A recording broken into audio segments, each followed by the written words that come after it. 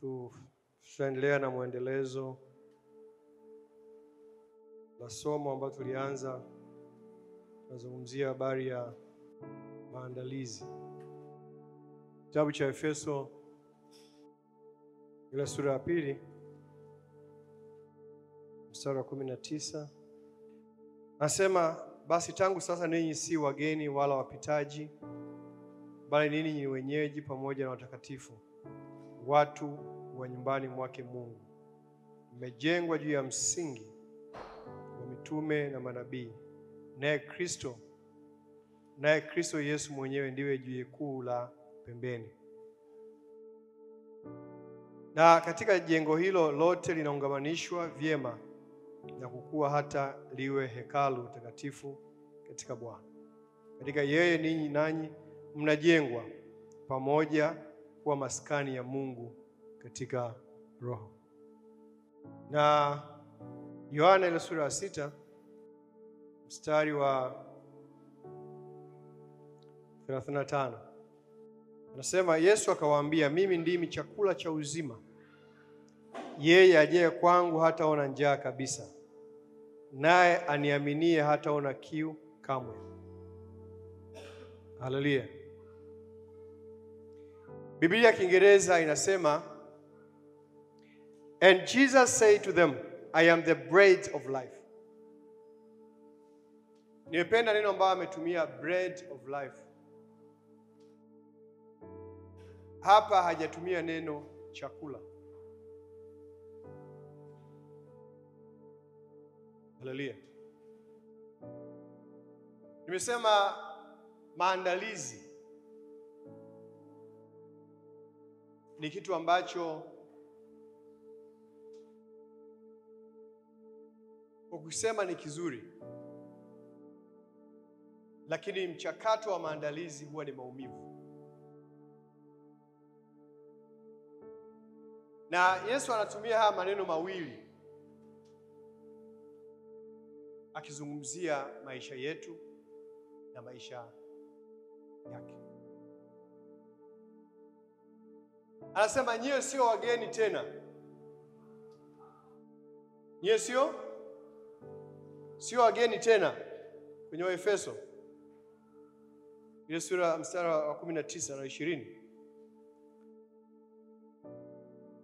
Tangu sasa ninyi si wageni wala wapitaji, bali ninyi ni wenyeji pamoja na watakatifu, watu wa nyumbani mwake Mungu. Mmejengwa juu ya msingi wa mitume na manabii, naye Kristo Yesu mwenyewe ndiwe jiwe kuu la pembeni. Hakusema mmewekwa, amesema mmejengwa. Mmefanyaje? Mmejengwa. Na anapozungumzia kujengwa, hajiweki pembeni, na yeye ni sehemu ya ujenzi. Anasema Kristo Yesu ndiwe jiwe kuu la pembeni. Kwa hiyo kama sisi tumejengwa kwenye hilo jengo, ina maana baada ya zile tofali, baada ya jiwe kuu ni sisi. Hello?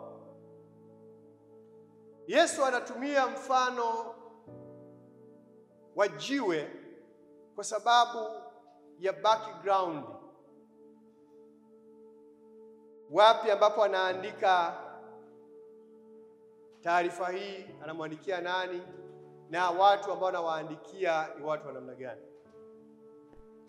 Anaandika kwenye lugha ambayo watu wataielewa, sababu watu wa Mashariki ya Kati ujenzi wao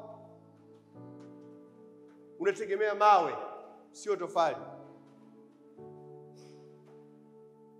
Ni nchi za milima, kwa hiyo wanatumia sana nini? Mawe.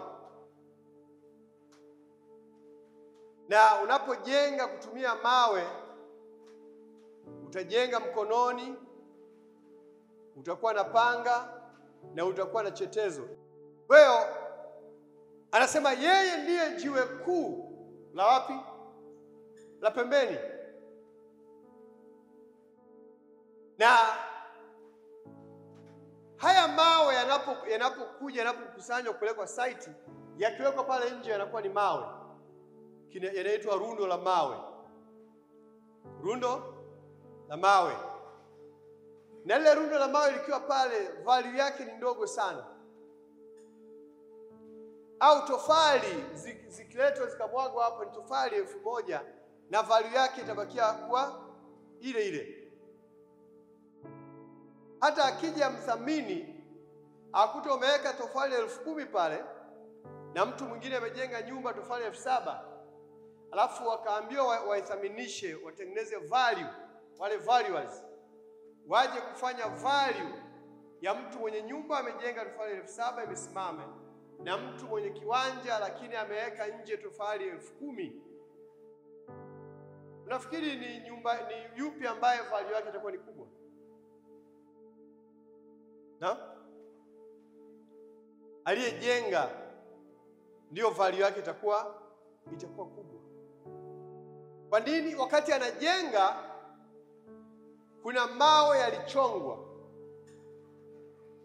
yalipoteza umbo lake la asili, yakakubali kukaa katika umbo ambalo mjenzi anataka.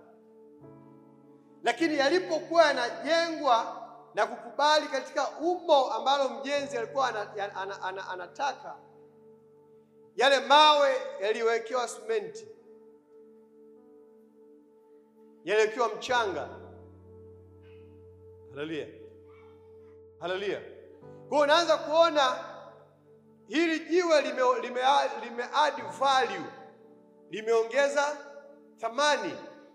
Kwa thamani yake ya kwanza ambapo ilikuwa kule ni rundo, imetoka na thamani yake imeongezeka inapokuwa sehemu ya jengo. Haleluya. Hello. Asema tangu sasa ninyi si wageni wala wapitaji, bali nyinyi wenyeji pamoja na watakatifu. Kabla tulikuwa tunamjua Kristo tulikuwa ni wapitaji. Ni watu ambao tunaenda tunapita. Hatuna direction. Tunaenda. Mpita njia anapopita pale anapita tu anaenda. Haujui anaelekea wapi, ni mpita njia. Hello? Tulikuwa duniani, tulikuwa hatuna value, tulikuwa hatuna mwelekeo. Tulikuwa tunapita, tunaenda. Kabla ya Kristo, kabla tujampokea Kristo, tulikuwa tunaenda tu. Naamka asubuhi, afadhali ya jana. Unaenda. Na anatumia mfano wa ujenzi kwa sababu anajua unapojenga kuna maumivu yanatokea. Inawezekana lile tofali aliweza kusema, lile jiwe aliweza kusema, lakini yule anayejenga kuna maumivu anapata, na lile jiwe kuna maumivu linapokea, linachongwa. Lakini jiwe kwa sababu linajua kazi yake yenyewe ni kusimamisha jengo, linatulia, linakubali kuchongwa. Kwa sababu linajua likimaliza kuchongwa thamani yake inaongezeka. Haleluya. Haleluya. Na mjenzi hachoki, kwa sababu anajua ninajenga hili jengo, nikimaliza nitapata ujira wangu.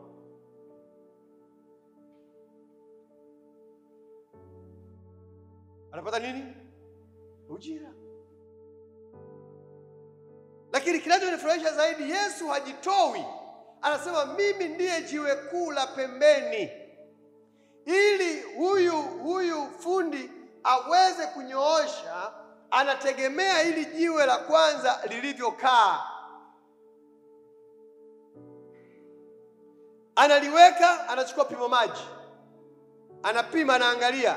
Anaweka, anachukua kobiro, anashusha, anaangalia ili jiwe kuu la pembeni lazima liwe katika nini? Mstari. Yesu anasema mimi ndiwe jiwe kuu la pembeni. Mjenzi yoyote yule anayejenga msingi lazima angalie hili jiwe kuu limekaa wapi, ajenge akifuata. Wapendwa, maandalizi sio jambo rahisi. Yawezekana kuna mambo unapitia katika maisha yako asubuhi leo. Yawezekana kuna vitu unapitia. Ziko changamoto mbalimbali unazipitia. Ziko hali mbalimbali unazipitia ambazo kwa akili za kibinadamu hauna majibu yake. Umefika mahali umekata tamaa. Umefika mahali umevunjika moyo. Umefika mahali umepoteza dira. Lakini Yesu anasema mimi ndiwe jiwe kuu la pembeni. Hilo jengo mimi ndiye ambaye unatakiwa uangalie, wewe fundi uangalie. Pamoja na maumivu tofauti linavyobonyoka, lakini weka pima maji yako lazima iende sambamba na jiwe kuu la pembeni. Haleluya. Bwana Yesu asifiwe. Nani ndio nguzo ya maisha yako? Nani ndio tegemeo la maisha yako? Ni hela kwenye akaunti yako ya benki unaiangalia? Ni ndugu jamaa wanaokuzunguka? Ni marafiki ambao wanakuambia maneno mazuri? Ni watu ambao wanakupa ushauri mbalimbali kwenye maeneo yako ya kazi, maeneo yako ya biashara, katika makuzi yako? Ni nani ambaye unamtegemea kwamba yeye unayefuata ushauri wake katika maisha yako? Hello. Watu wengi wamepoteza mwelekeo katika maisha yao kwa sababu ya kufuata marafiki, na pasipo kujua kwamba ni Mungu ameruhusu maandalizi kwenye kile ambacho wanapitia. Haleluya. Unaweza ukaamka huna hela kabisa, au ukaenda kazini unafika unapewa barua ya kufukuzwa kazi.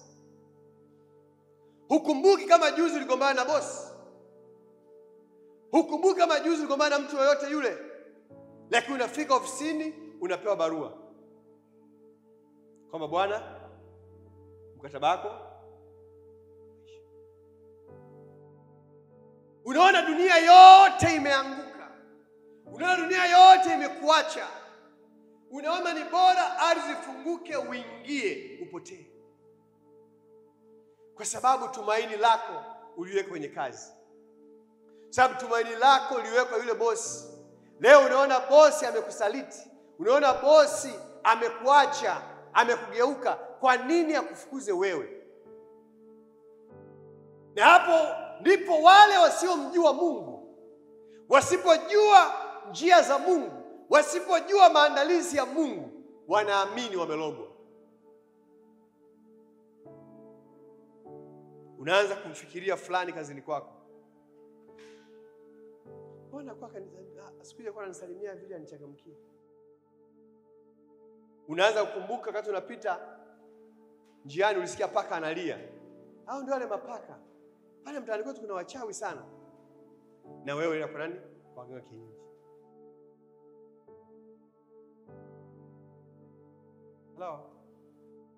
Hello. Lakini kwa sababu hujawahi kumfanya Kristo kuwa ndiye jiwe kuu la pembeni la maisha yako, kwamba yeye ndiyo dira. Anasema mimi ndiye jiwe kuu la pembeni. Maana yeye ndiyo msingi wa kila jambo unalolifanya. Haleluya. Na yeye ndiye mjenzi. Kama ndiye mjenzi, anajua anahitaji akuchonge vipi. Mjenzi ndiye anajua hili jiwe linatakiwa lichongeje, sio jiwe liseme nichonge hivi. Hello.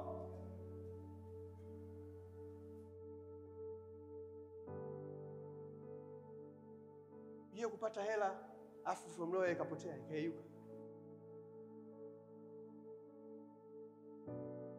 Au umepata hela pap, mdeni wako huyo hapa, na huna jinsi ya kumkimbia.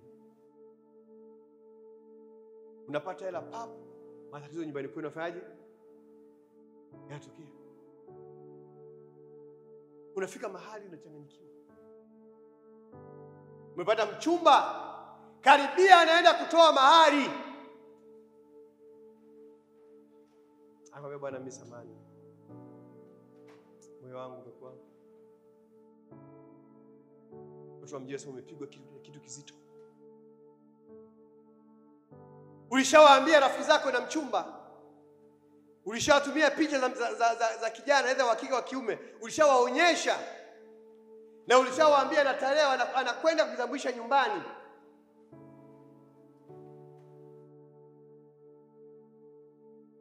Au anakuambia tangulia, mimi nafanyaje? Nakuja. Unatangulia, unafika, unawaita wazazi, unawaambia Jumatano, Ijumaa, Jumamosi, you name it, kuna ugeni unakuja. Kabla haijafika, mchumba anatuma message moja tu, samahani, haitawezekana. Ukionana nitakujibu. Na baada ya hapo simu yake haipatikani tena. Unajisikiaje? Dunia unaionaje? Hello. Haya yote ni sehemu ya maandalizi ambayo Mungu anakuandaa katika namna ambavyo yeye anajua. Lakini wanadamu tumekuwa ni wagumu kupokea maandalizi, especially Wakristo tulioko. Utaanza kukumbuka ndoto, utaanza kukumbuka fulani, utaanza kumuona kila mtu nani mbaya. Unasahau kwamba Mungu anajibu, anasema inawezekana Mungu yeye amekiona kile ambacho hujafanyaje. Tunasoma kwenye Isaya ile sura ya 11 kwamba hutaamua kwa macho wala kwa masikio, bali kwa kile ambacho roho ya hekima, maarifa na uweza na ufahamu itakuonyesha ikiwa ndani yako. Maana anasema kisha mkimpokea Roho Mtakatifu atawajulisha, atawafundisha, atawaonyesha mambo makubwa na magumu usiyojua. Na mambo makubwa anakuonyesha ni hayo dakika ya mwisho ya mchumba. Inakuwaje hapo? Ndio mchumba anakata dakika ya mwisho.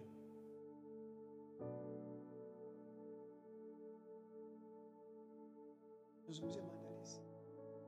Kwa maandalizi huwa kuna wakati mwingine yanatokea katika hali ambayo huipendi. Yeye ndiyo mjenzi mkuu Kristo. Atakupitisha anavyotaka kwa sababu anakuandaa. Maandalizi yanahusisha na process, mchakato. Lakini watu wengi tunataka kuona end product pasipo kupitia nini? Mchakato. Unawezaje kusamehe usipopigwa na kitu kizuri kama hicho?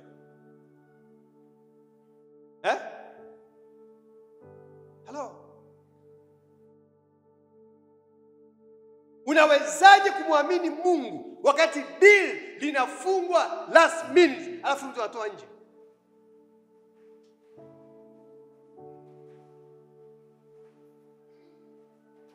Anasema njia zangu hazifanyaje? Hazichunguziki wala zielezeki. Na baada ya hapo unashangaa baada ya siku 2 kinatokea kitu kingine kizuri zaidi. Wakati mwingine unajilaumu maneno ambayo uliyasema. Maneno mavaji. Watu wao ni wepesi sana kusema, kulaani. Usilaani. Mimi nimejifunza kila kitu kinachotokea katika maisha yangu huwa silaani, never curse. Naambia Mungu nashukuru. Kwa sababu ninajua kuna nini? Kuna sababu. Hata katika hili kuna jambo la kujifunza. Uliruhusu hili niweze kujifunza, niweze kujua. Hello. Isipotokea njaa nitajuaje uvumilivu wako? Acha njaa ije tujue uwezo wa kuhimili njaa ukoje. Isipotokea njaa nitajuaje unanipenda? Hello. Kwamba ni mchakato linaandaliwa. Thamani yangu haipo kwenye nywele. Thamani yangu haipo kwenye nguo. Thamani yangu ipo katika Kristo Yesu, yeye aliyenikomboa. Haleluya. Asema mimi ndimi mkate wa uzima. I am the bread of life. Yeye ndiyo mkate. Nilisema hapa kwenye Bible study. Leo watu wanapenda pizza, wanapenda burger. Hello. Lakini maandalizi ya pizza, maandalizi ya burger, maandalizi ya chapati, maandalizi ya mandazi, ukimkuta mama amekaa anachanganya ule unga pale, unaweza kujua kinatokea kitu gani? Unaweza kuniambia? Hello, unaweza kuniambia? Unamkuta yule mama amekaa anasukuma. Lakini kabla ya kufikia hatua ya kusukuma huu unga, kuna process nyuma ambayo no one tells. Kabla hajaupata unga ule mkononi, alilima kibarua. Alilima nini? Au alifanya kazi? Ule unga alinunua bure? Alipa gharama. Alipa gharama. Kristo Yesu alilipa gharama kabla mimi na wewe tujaokoka. Alikubali kwenda msalabani, akafa, akayatoa maisha yake. Leo tuko mbele hapa kwa ujasiri, tunaongea, lakini kuna mtu alilipa nini?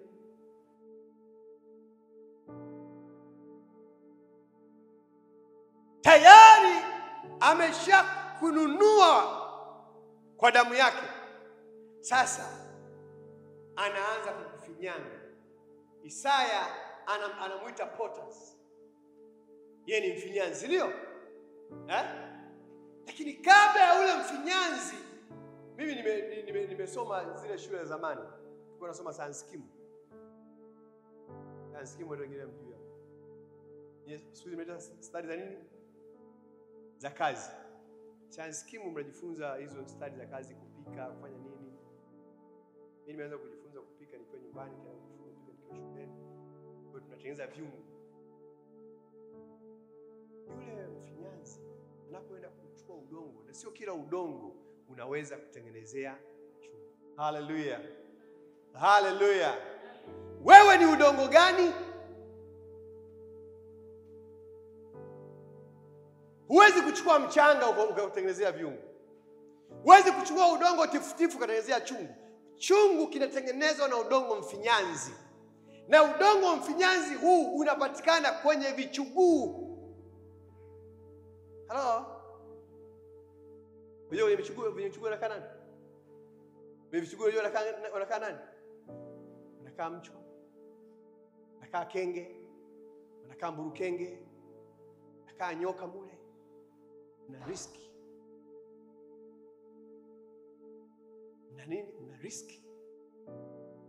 Na Mungu anatafuta watu ambao wako tayari kuriski. Risk takers. Watu ambao wako tayari kuyatoa maisha yao kwa ajili ya wengine. Wako tayari kutoa muda wao kwa ajili ya watu wengine. Watu ambao watakwenda kwenye vichuguu, watachukua, watachimba ile udongo. Hawaogopi kwamba kenge atatoka mle ndani, kwamba kuna mtu ataning'ata. Hawaogopi. Wanachimba ile udongo wa vichuguu. Wakifika huwa wana tabia kuchekecha. Ndio?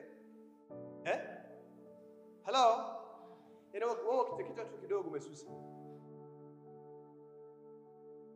Yana chekecha. Yana mama kwa anaweka pembeni. Anabakia udongo. Na maana makuu yakiwa vingine anafaje? Anayatwanga, si ndio? Afu anafanya tena anachekecha. Mbona wewe Mungu Roho Mtakatifu unapojaribu kutwanga kidogo, kurekebisha kidogo, unasusa. Ukisema na mchungaji unaacha uje kanisani. Ukumbusho kutoa zaka unakasirika. Ukiambiwa kuwai unakasirika. Ukiambiwa kidogo. No. Hakuna maandalizi mepesi. Kazini wanakutengeneza na kuandaa kuwa kiongozi wa kesho. Wakati mwingine bosi anakukemea sio kwa nia mbaya, anataka akili yako iamke kwa sababu anaona potential ulionayo. Anaona uwezo ulionao. anaona maarifa ulionayo. Kwa hiyo anasema na wewe katika ukali, anataka urudi katika line ili uende kwenye hatima. Kwa nini unasusa? Kwa nini unakasirika? Hello? Kwa tuna generation ambayo inataka mafanikio lakini haitaki mchakato wa nini? Mafanikio. Inataka ione chungu kimekaa pale kizuri cha kutengeneza maua, lakini haitaki kujua mchakato kile chungu kilifikaje pale.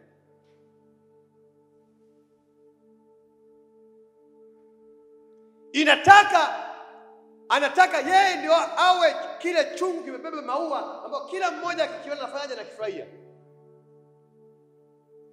Lakini hakitaki kuwa chungu ambacho kimepitia mchakato. Wewe kwambie, chungu kikishatengenezwa kile inapishwa kwenye moto. Unajua kama mjui? Inapishwa nini? Kwenye moto. Hii si kwa bibi yetu kwa anatufundisha kutengeneza vyungu. Kishatengenezwa kile kinapakwa na mavi ya ng'ombe. Nawasha makaratasi ndani. Chomwa. Na chomwa kuna mafuta wanaweka sio ya samli wanachoma. Kinakuwa chekundu. Afu kinaweka kwenye kivuli. Akija akipika mboga haitoki na ule mchanga. Kisha kula mboga kwenye chungu usio mchanga.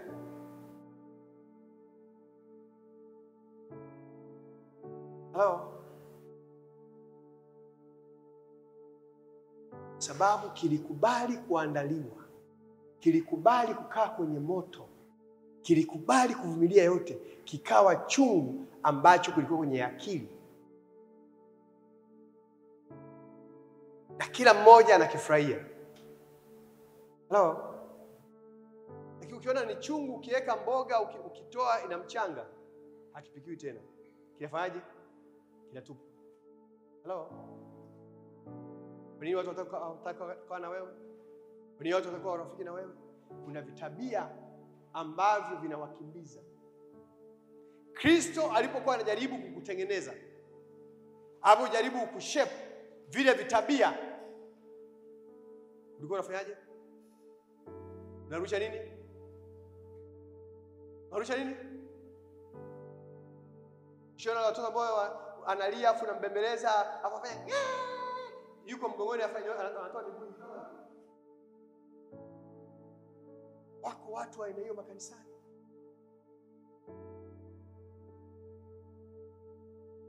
Ambao hawako tayari kutengenezwa. Maandalizi yoyote yanahitaji uvumilivu. Hello?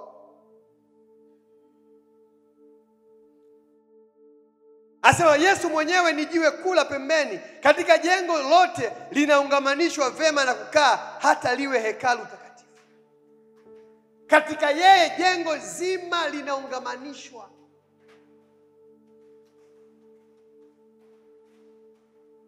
Haleluya.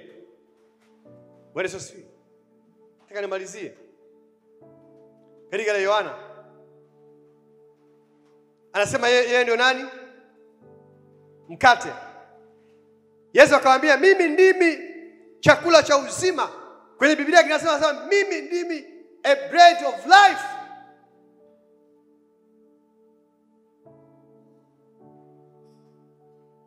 Yeye ndio mkate wa uzima.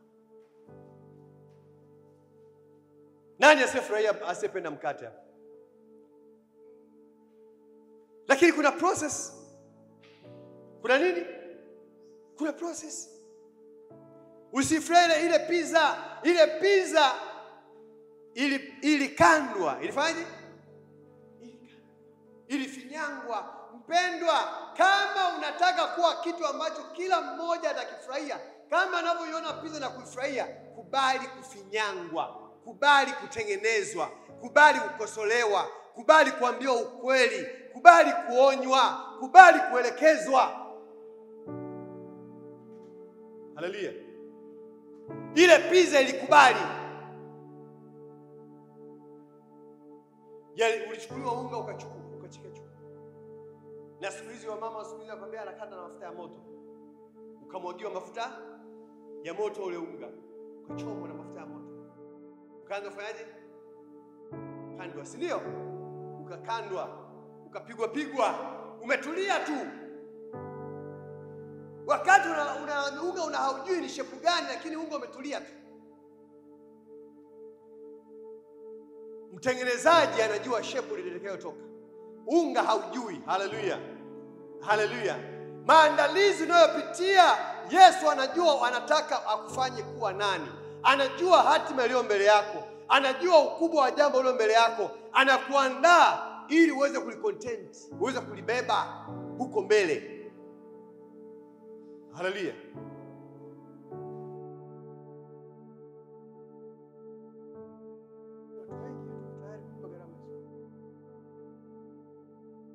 Leo Yesu ambaye kila mmoja anamfurahia ni kwa sababu Yesu alipo gharama. Alifinyangwa. Alifanyaje? Alifinyangwa. Sasa mimi ndio mkate wa uzima.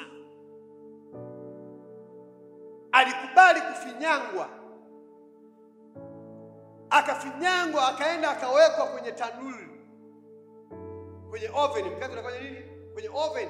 Na nyuzi joto kubwa akakubali, akatoka ili kila mmoja afurahie, apate uzima, apate uponyaji, apate amani, apate furaha. Haleluya, haleluya.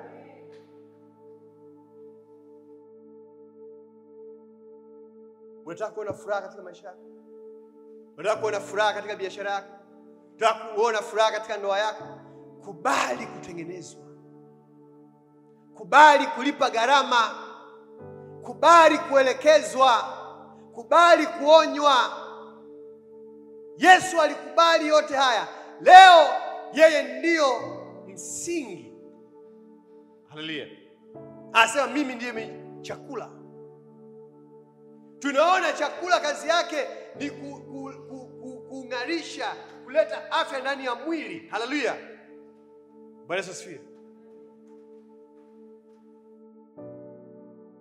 Na sisi neno la Mungu ndio chakula chetu cha kiroho.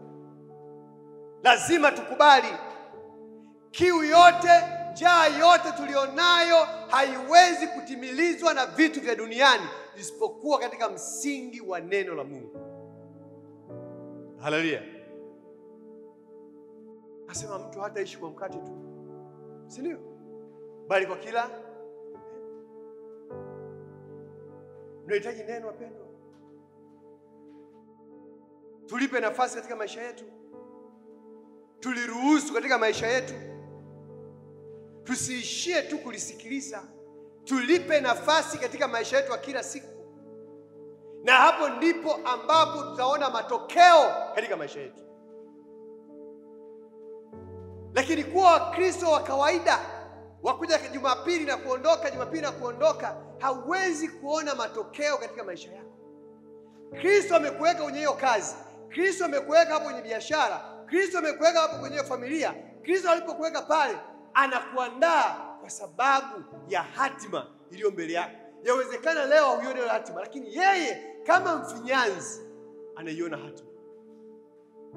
Haleluya. Yeye kama jiwe kula pembeni anajua ukubwa wa hilo jengo. Bali tuache kuwa Wakristo ambao tunakuja tu Jumapili, tunarukaruka hapa, tunaimba, tunafurahia, unaondoka, unasifia, muziki kwa mzuri. Hii kwa mzuri, ukiondoka hapo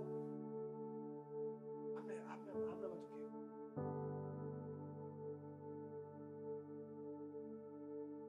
Tuache kuwa Wakristo wa kutaka kuona mambo kwenye social network. Tuwe Wakristo ambao tunaona matokeo katika maisha yetu. Haleluya. Naomba tusimame.